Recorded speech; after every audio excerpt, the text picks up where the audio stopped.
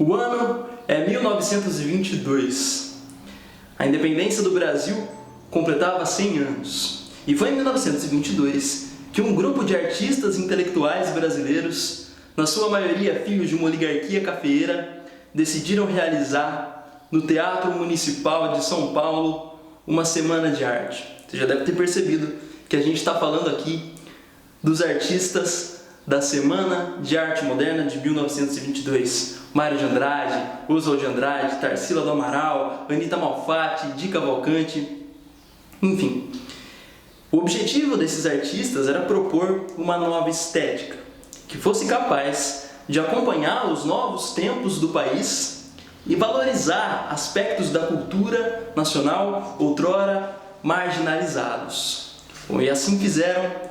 A Semana de Arte Moderna de 22 conquistou o aplauso de alguns, mas também colecionou críticos. Um desses críticos era Monteiro Lobato, que certa vez fez críticas duríssimas a Anita Malfatti. Monteiro Lobato disse que haviam apenas dois tipos de artistas, uns que viam normalmente as coisas e outros que eram afeitos a extravagâncias e anormalidades.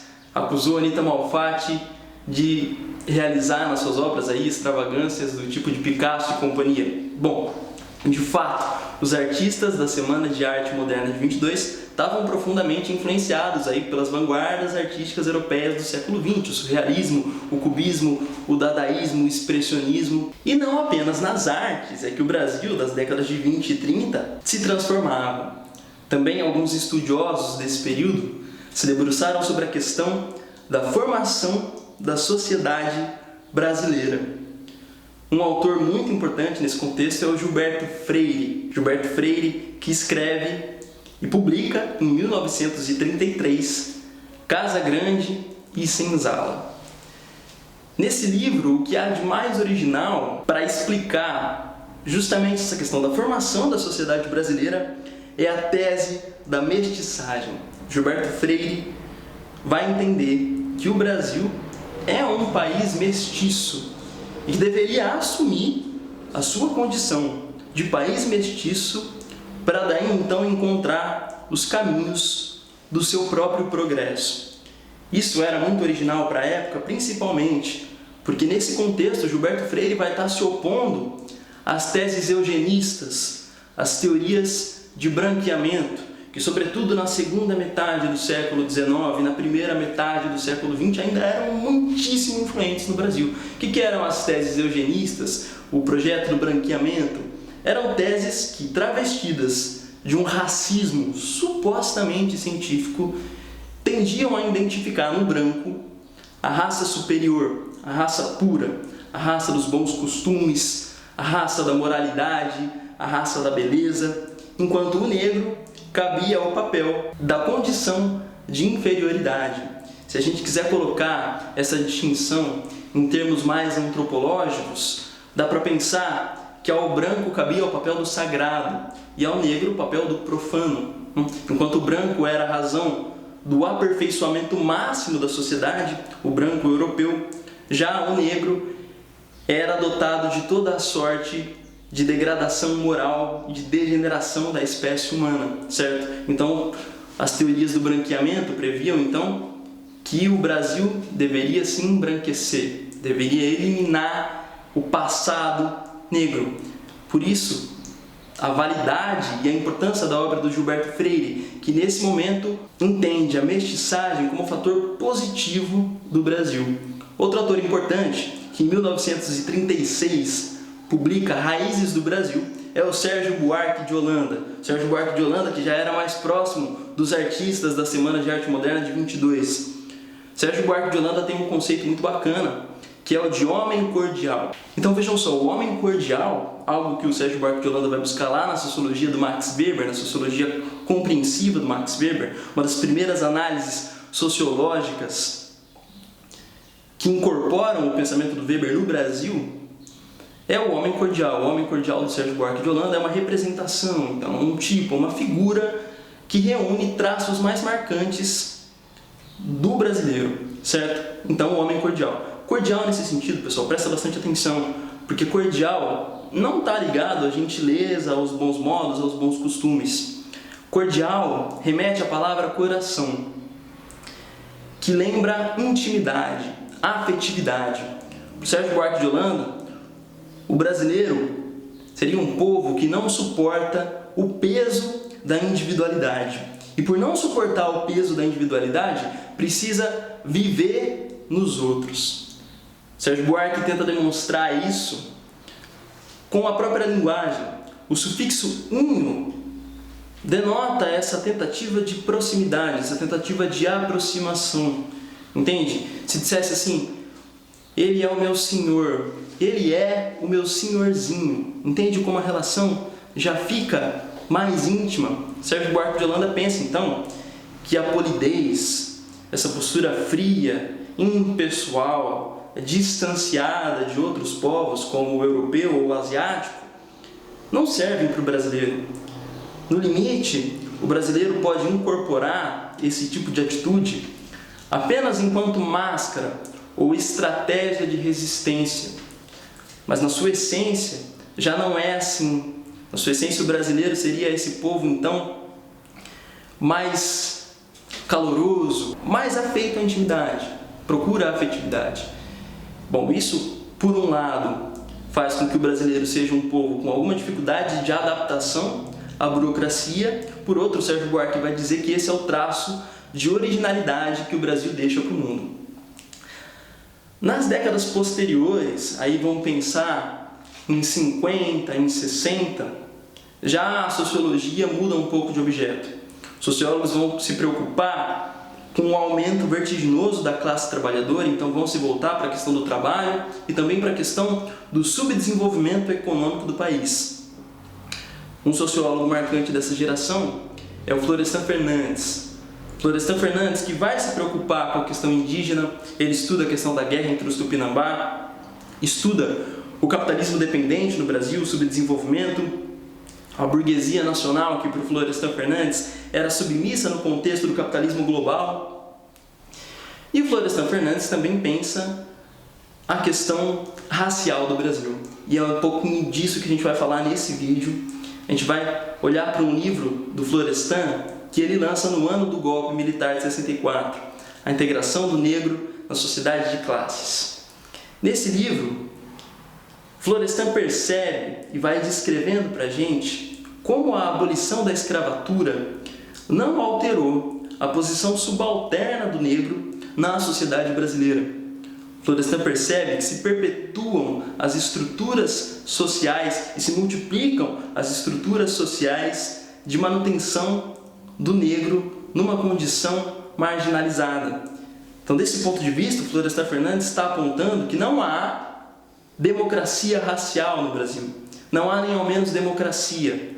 Nesse sentido, o negro passa a ser o ponto de partida para que a gente perceba o quanto avançamos enquanto civilização. Enquanto ainda fosse legada ao negro a condição de marginalidade, seria sinal de que o Brasil ainda tem muito a caminhar enquanto democracia, enquanto civilização. Enquanto o negro continuasse sendo protagonista das taxas de mortalidade, de criminalidade, etc., de analfabetismo, enfim, já seria então indicativo de que o Brasil ainda tem um longo caminho a seguir.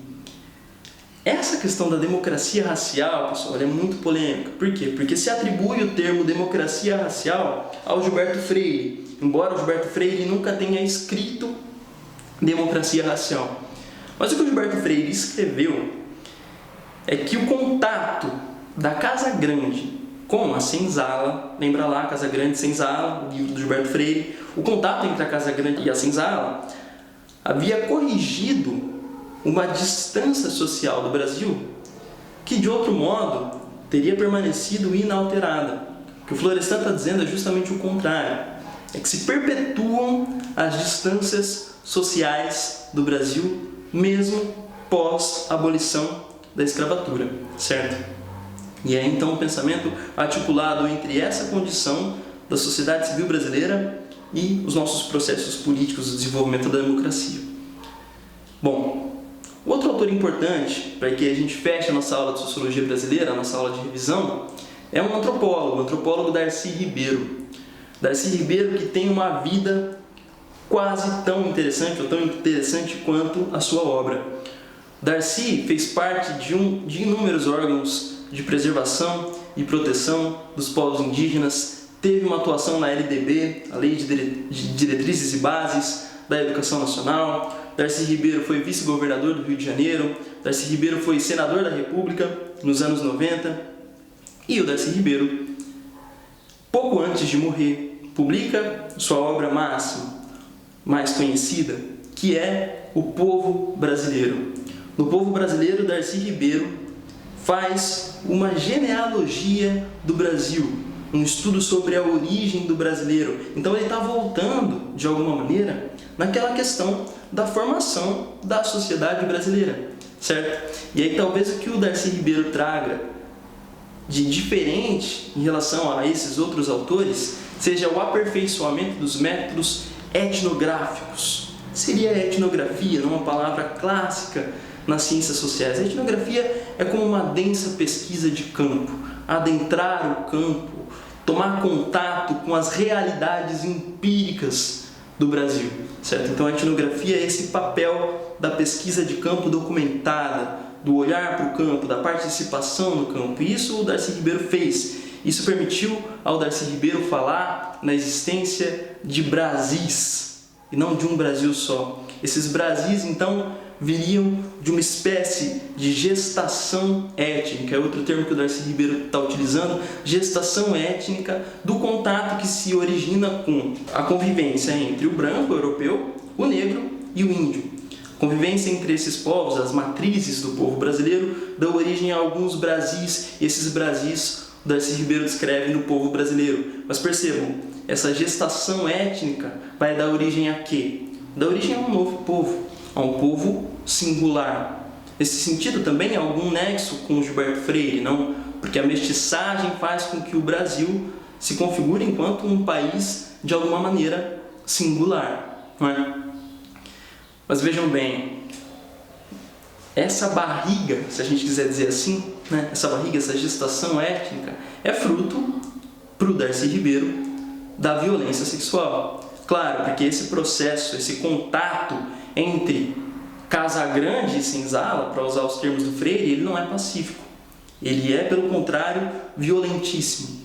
E aí então Darcy Ribeiro, assim como Florestan Fernandes, está percebendo a perpetuação de estruturas de divisão da sociedade brasileira entre superiores e inferiores, entre marginalizados e favorecidos, entre o negro e o branco, entre o branco e o índio. Enfim, pessoal, esses são os autores então que nós escolhemos para trabalhar nessa nossa aula de Sociologia Brasileira. Antes de encerrar, dou uma dica para vocês, uma música que vocês já devem ter ouvido, mas se alguns de vocês não conhecem, o Canto das Três Raças, da Clara Nunes. A gente está falando de Brasil e de formação da sociedade brasileira, tem tudo a ver, não? Nessa música, a Clara Nunes começa dizendo: ninguém ouviu um soluçar de dor no canto do Brasil, um lamento triste sempre ecoou, desde que o índio guerreiro foi pro cativeiro e de lá cantou. Negro entoou um canto de revolta pelos ares, no quilombo dos Palmares, onde se refugiou.